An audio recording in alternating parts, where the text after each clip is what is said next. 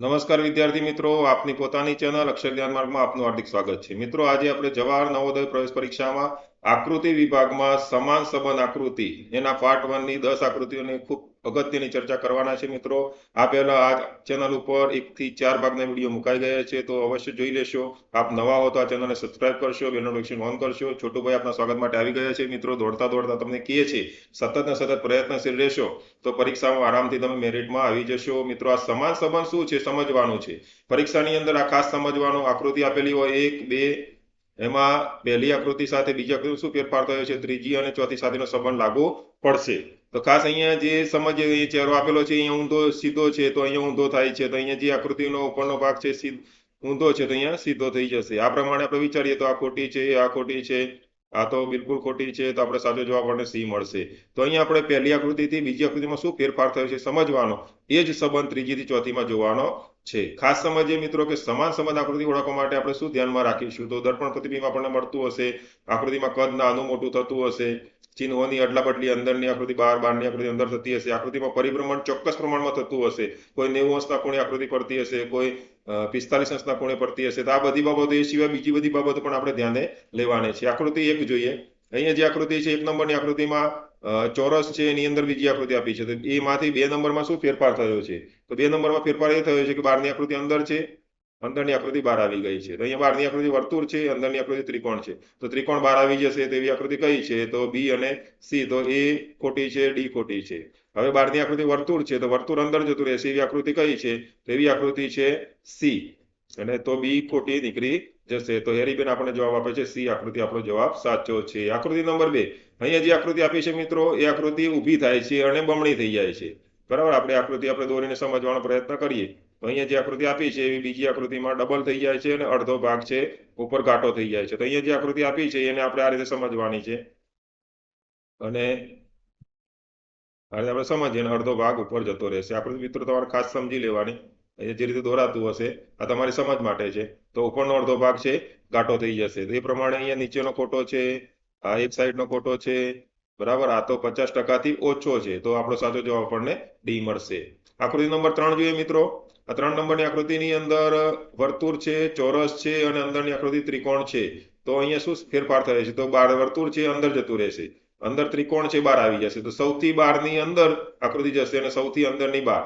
તો સૌથી અંદર વર્તુળ છે, તો અંદર વર્તુળ છે બહાર નીકળી જાય છે, તો એવી આકૃતિ ક્યાં છે, તો એવી આકૃતિ સી છે. બરાબર છે. બીજું, સૌથી બહાર ત્રિકોણ છે, તો સૌથી બહાર ત્રિકોણ છે તો સૌથી અંદર જતો રહેશે. તો આ જવાબ આપણને એ અંદર છે, પણ અહીંયા વર્તુળ આપણને જોવા મળે છે, તો એ ખોટો છે, બી ખોટો છે અને આપણને ડી પણ ખોટો લાગે છે. તો આપણો સાચો જવાબ સી મળશે. તો હેરીબેન આપણને સાચો જવાબ આપે છે. આકૃતિ નંબર 4 જોઈએ મિત્રો. ત્રિકોણ ઊંધો આપેલો છે, અંદર ચોરસ છે, એમાં ઘાટો ભાગ છે. તો અહીંયા બીજી આકૃતિમાં શું થયું છે, તો ત્રિકોણ અંદર જતો રહ્યો, બહારની આકૃતિ અંદર, અંદરની આકૃતિ બહાર, અને બંને ખાલી થઈ ગઈ. તો અહીંયા ત્રિકોણ છે, અંદર ચોરસ છે, તો ચોરસ બહાર આવી જશે અને ત્રિકોણ અંદર જતો રહેશે. તો ચોરસ બહાર આવી જાય, ત્રિકોણ અંદર. તો એમ તો સાચે સાચા ચારે ચાર છે, પણ ખાલી ભાગ જોઈએ છે, તો એ ખોટો છે નીકળી જશે, આ ખોટો નીકળી જશે, ડી પણ ખોટો નીકળી જશે. તો આપણો સાચો જવાબ શું મળશે, તો હેરીબેન આવે છે. કોણ આવે છે આપણે જોઈ લઈએ. અરે વાહ, હેરીબેન નથી આવતા, તો રોકીભાઈ આવી ગયા. રોકીભાઈ આપણને સાચો જવાબ આપે છે. અરે આપણો જવાબ સાચો છે. આકૃતિ નંબર 5 જોઈએ મિત્રો. 5 નંબરની આકૃતિ ખાસ સમજવાની છે. આ તીર છે આ ખૂણામાં છે, બરાબર, અને બીજી આકૃતિમાં આ ખૂણામાં આવી જાય છે. બી જવાબ આવે છે. કેવી રીતે આવે છે સમજવું તો પડશે મિત્રો. હેરીબેન આવી ગયા વહેલા વહેલા. પણ આપણે સમજીએ કે આ ખૂણામાંથી આ ખૂણામાં આકૃતિ જાય છે તો ખૂણો બદલાય છે, પણ નીચેનો ભાગ જોઈશું તો આકૃતિ દર્પણ આકૃતિ બને છે. દર્પણ આકૃતિમાં કેવું હોય કે ડાબી બાજુ જમણી બાજુ જશે, જમણી બાજુ ડાબી બાજુ. તો અહીંયા નીચેનો ભાગ આપણે સમજીએ તો ડાબી બાજુ છે, તો અહીંયા જમણી બાજુ, એટલે કે બી જવાબ આપણને મળશે. આકૃતિ નંબર 6 જોઈએ મિત્રો. 6 નંબરની આકૃતિમાં જોઈએ તો અહીંયા ત્રિકોણ છે, તો અહીંયા ચતુષ્કોણ થયો, એટલે 3 ખૂણાવાળી આકૃતિ. અહીંયા 4 ખૂણા થઈ ગયા, બરાબર ને. તો 3 માંથી 4 થયા, તો અહીંયા કેટલા ખૂણા છે, 1, 2, 3, 4 ને 5 છે. તો અહીંયા કેટલા ખૂણાવાળી આકૃતિ થશે, 6 ખૂણાવાળી. તો એ નીકળી જશે, બી નીકળી જશે, સી નીકળી જશે. આપણો સાચો જવાબ ડી મળશે. ચિંટુભાઈ આવી ગયા. ચિંટુભાઈ સંતાય છે, ચિંટુભાઈ આપણને સાચો જવાબ આપશે. સંતાઈને પણ સાચો જવાબ આપવાના છે. આપણો જવાબ સાચો છે કે ખોટો છે, અરે વાહ, આપણો જવાબ સાચો છે. આકૃતિ નંબર 7 જોઈએ મિત્રો. અહીંયા જે આકૃતિ આપેલી છે સમજવાની છે. આ ખૂણામાંથી આકૃતિ અહીંયા ખૂણામાં આવી, એટલે જમણી તરફ જાય છે, 90 અંશના ખૂણે ફરે છે. તો અહીંયા આપણે આ જે ભાગ છે જમણી તરફ જવો જોઈએ. તો એવો ભાગ ક્યાં જાય છે? તો આ ખોટી આકૃતિ છે, આ હોઈ શકે, આ પણ ખોટી છે. તો એ પ્રમાણે આપણે જોઈએ તો આપણો જવાબ આ સી ખોટો છે. તો બી જવાબ આપણને મળશે. તો છોટુભાઈ આવી ગયા. અરે વાહ, છોટુભાઈ આપણને સાચો જવાબ આપે છે બી. જમણી તરફ 90 અંશના ખૂણે આકૃતિ ફરે છે. આકૃતિ નંબર 8. 8 નંબરની આકૃતિ આપણે સમજીએ તો 12 વર્તુળ છે. વર્તુળમાં બે ઊભા લીટા છે. તો અહીંયા વર્તુળ એમને એમ રહ્યું છે અને 3 લીટા થયા છે. 3 લીટા એટલે અહીંયા આપણે લંબચોરસ છે, તો લંબચોરસ એમને એમ રહેશે. તો આકૃતિ નીકળી જશે, આ નીકળી જશે. હવે ઊભા લીટા 2 છે, એની જગ્યાએ કેટલા થશે? 3. તો અહીંયા આડા લીટા છે, ઊભા થશે, તો એ નીકળી જશે. તો આપણો સાચો જવાબ આપણને બી મળશે. હેરીબેન આવે છે. હેરીબેન શું કહે છે? આપણો જવાબ સાચો છે કે ખોટો છે? આપણો જવાબ સાચો છે. આકૃતિ નંબર 9 જોઈએ મિત્રો. તો અહીંયા ત્રિકોણ આપેલું છે. તો ત્રિકોણ સીધું છે. અહીંયા બીજી આકૃતિમાં ઊંધું થઈ જાય, ઉલટું થઈ જાય છે. તો બસ આપણે એ જ કરવાનું છે. અહીંયા જે આકૃતિ આપી છે એને ઉલટી કરી દેવાની છે. તો એ નીકળી જશે, સી નીકળી જશે, ડી પણ નીકળી જશે. હેરીબેન આપણને જવાબ આપે છે. અરે આજે ભોલુરામ નથી આવી ગયા. અરે આપણો જવાબ સાચો છે, બી જવાબ આવશે. આકૃતિ નંબર 10.